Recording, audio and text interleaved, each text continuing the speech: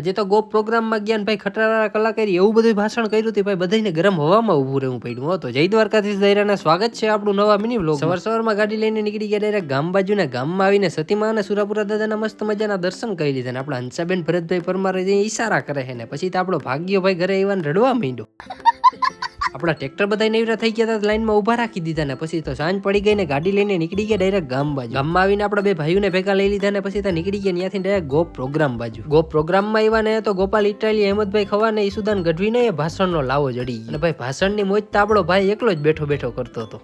અચ્છા પછી તો ભાઈ પ્રોગ્રામ ચાલુ થઈ ગયો ને અહીંયા બધા ગરમ તાપ પડતો તો એની પાસે બધા ભેગા થવા માંડ્યા ને થોડીક વાર થયા તો આપણા બે ભાઈઓ અહીંયા ગરી ગયા ભાઈ આ જ કરવાની હતી. આપણે થોડીક વાર થયું તો આપણા ભાવેશભાઈ કિંગે આવી ગયા ને તો સાલ ઓઢીને સન્માન કરવાની જરૂર છે. પછી તો ખટારા ભાઈનો દાયરો સાંભળી લીધો ને ભાઈ ધડબડાટી બોલાવી દીધી. પછી તો એકાદા કલાકારને સાંભળીને નાસ્તો કરીને નીકળી ગયા પાછા ઘર બાજુ ને હવે મળીએ બીજા નવા મિની વ્લોગમાં. ત્યાં સુધી બધાને જય દ્વારકાધીશ.